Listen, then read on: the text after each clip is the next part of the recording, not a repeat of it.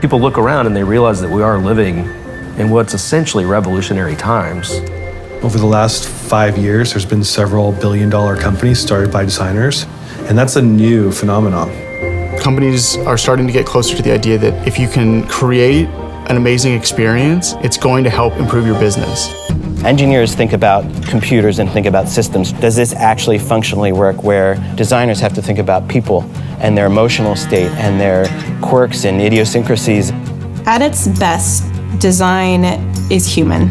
It's not about, does it have drop shadows? Is it pretty? It's more about the connection I have to it. When we think about designing products, we're trying to tap into things that are natural and to like and share things. These are things that existed well before Facebook did.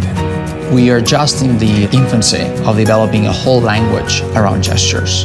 The first time that I zoomed, it was like, oh, fantastic. I almost want to get to a point where I can caress products because that's humane.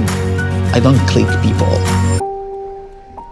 We're going to draw 3 panels of a solution. What we want to do is think about how a user is actually going to navigate through an interface. We can quickly build stuff and test it with users, so we'll know when something as subtly has changed about our environment and a new thing is possible. And that's when you can be very, very powerful, very dangerous to the incumbents. Even the best companies in the world that just have amazing processes, they're vulnerable if they haven't thought about design. There's less space today for a clunky, painful experience. People have choice now. If they open it up and in a few seconds they don't immediately understand the value, they're done. I think at the end of the day, what we really want to know is how big of a human problem are we solving?